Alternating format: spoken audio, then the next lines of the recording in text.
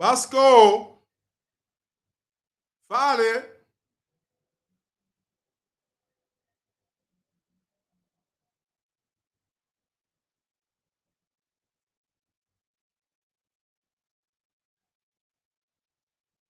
Come in. Vasco. Oh, fale. Quando te continua, mi? Cap. Oh, fale. Na mente, mano.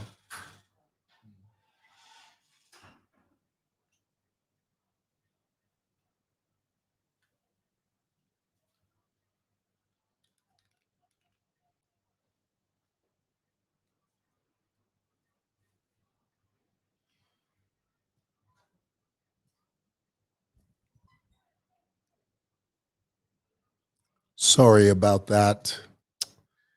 See, that's what happens when if your battery on your DSLR is not fully charged. That's what happens. So my sincere apologies. So we're going to call this part two. So then Tayali goes on a rampage. Again, an effort that was fully funded, fully paid for by the PF. Tayali was sent like a rabid canine, go and preach the message that HH is a dictator. Knowing full and hell well that HH is not a dictator. If you look at the definition of a dictator, you think of Pol Pot, you think of Adolf Hitler, you think of Uganda's Idi Amin, you think of so many different despots throughout history. Hakainde Hichilema does not fit the bill of a dictator. You can say I disagree with his policies, or you can say I disagree with his style of governance, but you can never say that he's a dictator. He's never done anything that warrants use of that word. Not once. In fact, if anything, HH is benevolent. One of the words that HH used when he first was elected was magnanimous. Be magnanimous. A word that has never been used by any president. And so Tayali knew that the only way that he can attempt to grow roots as far as the word dictator was concerned was for him to repeat it over and over and over and over again. And Tayali has nothing but time on his hands. I mean, is it a wonder that Tayali doesn't have a full-time job? He couldn't hold a full-time job. He claims he's a consultant. He does consultancy work and things like that. Nothing of the kind. The only thing he's able to do is turn on the camera and turn on the phone and talk for 3.5 hours nonstop. You know why? Because that's all he does. There is nothing else aside from that. He doesn't have a repertoire of tasks or events. It's the one thing. The moment you take away his phone, his data, then you take away his soul. Literally. So he went on this crusade to preach this false message of HH being a dictator when he knew full well that HH is not that or even remotely related to that. So here it is now. When he exhausted that, he did that with the hopes that the PF, the NPF, would incorporate him into their fold. I want you to get that. I want you to get that. Chilifia Tayali did all of that hoping that the powers that be, the bigwigs in the higher echelons of the power structure of the PF, would incorporate him into their fold. In other words, they would make Tayali a part of their agenda. But it wasn't to be, because the guys, the top guys at the PF, the NPF, they knew. They said, Uyuni spoida. uyu wako bomfyafye uyu techa kwesha okumuchita incorporate alo naula lelo kuti yamitemwa maelo kumituka. Come in, mama.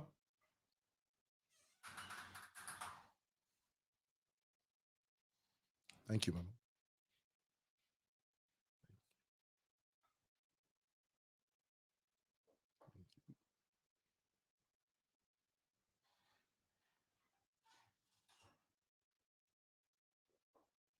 So, and the whole time he was doing this, sure, they would give him a few trinkets.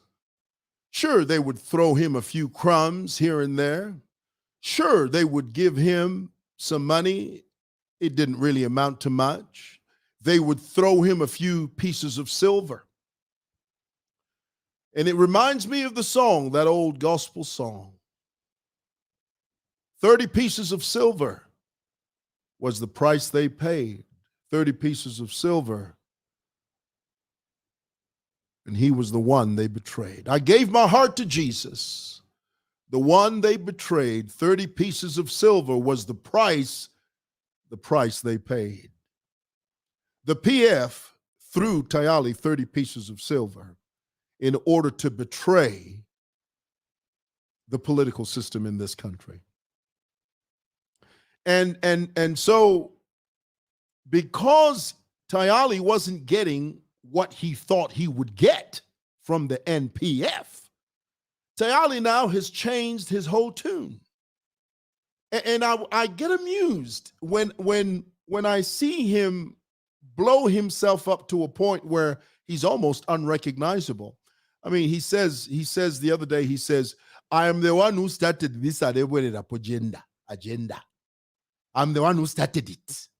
Sure, you chaps can claim that you are the ones who started, but it was me who first started. I am the engine that drove that agenda. Tayali didn't start the agenda. That started during the campaigns.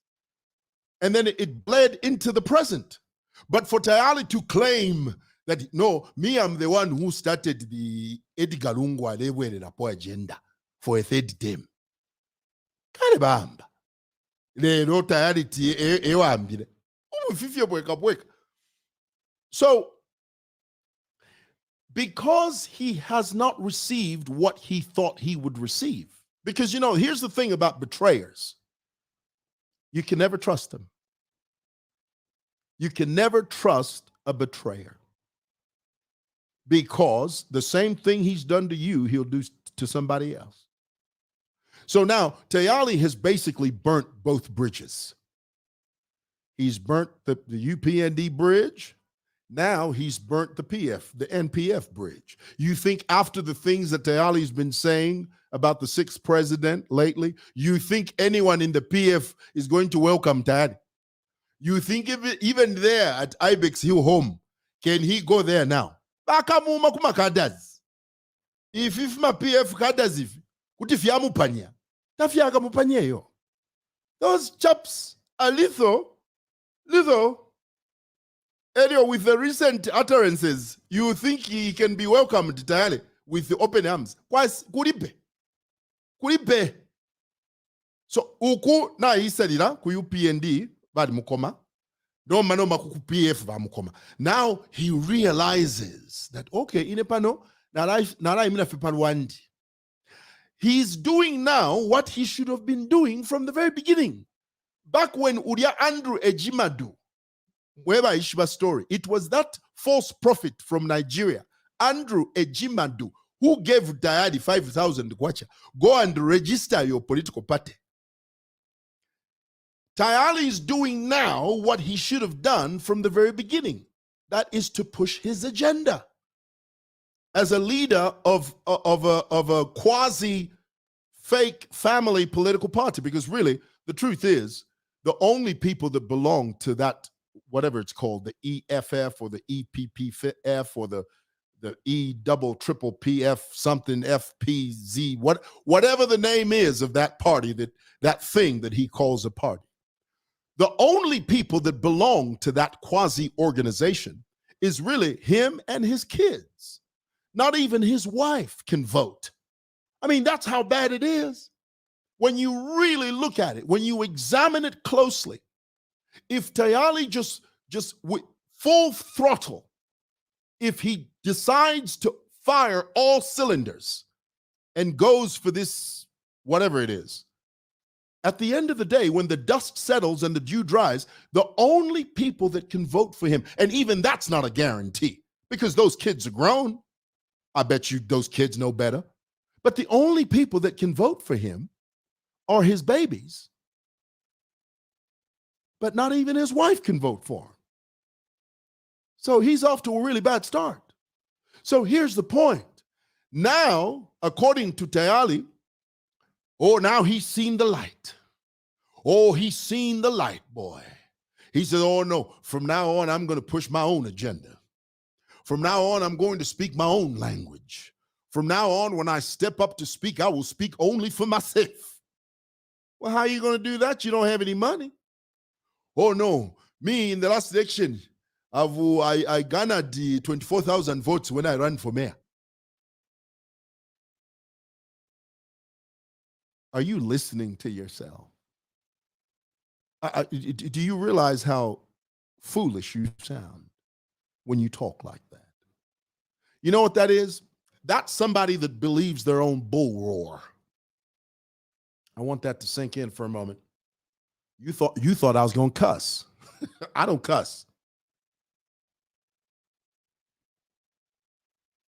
When you hear Tayali talk, that is someone that believes their own bull roar, their own nonsense.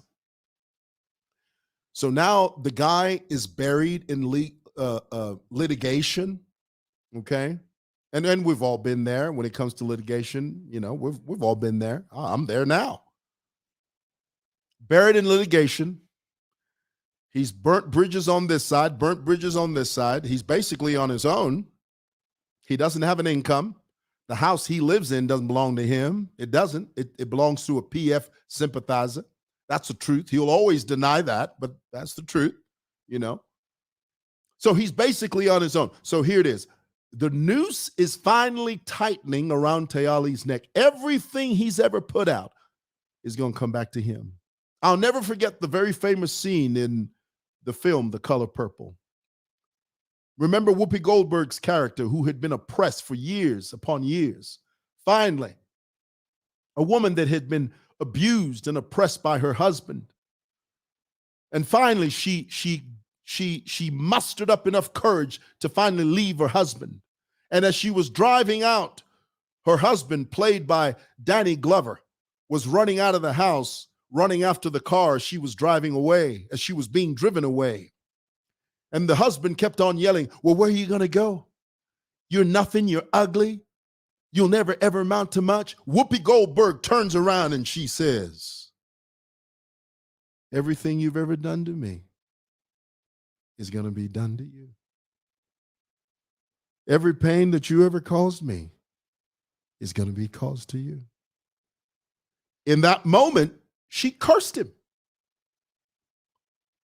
And I say to Tayali today, everything you've ever done to Nsama's family will be done to you. Boom. It's going to be crack-a-lacking up in here. Stick that in your pipe and smoke it, son. All right.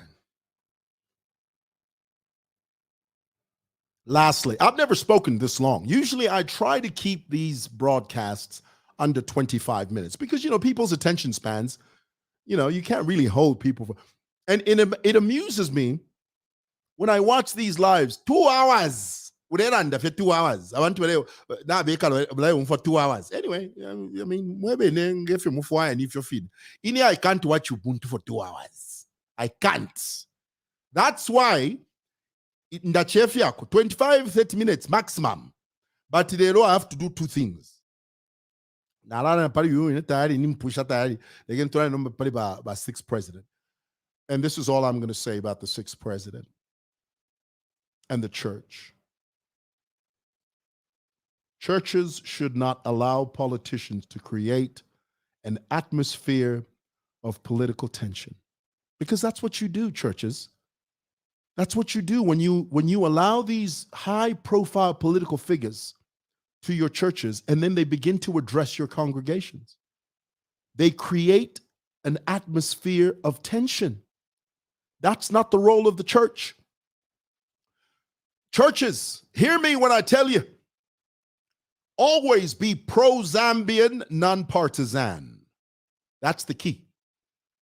If you are leading a church, I don't care what church it is, as long as you are pro-Zambian, non-partisan, you'll be fine. But the moment you give politicians platforms to push their personal agenda, there's nothing wrong with campaigning when the time for campaigning comes. But there's everything wrong for a church to provide a platform where a high-profile political figure can say things that can potentially cause tension. Don't do it, church. Stay away from that. That's not your mandate. That's not your calling. That's not part of the Great Commission. Go into all the world and preach the gospel. That's your mandate. That's your calling. That's your portion. Yours is to preach the gospel. Okay? All right. Thought I'd share that with you all. Thank you. Thank you for watching. It's been a while. It's been Douglas says you love Chad, you love she says you love the sound of your own voice. That's terrible. Is that the vibe I give off? Oh, please. Come on, guys. That's not true. Is that true? I don't think so.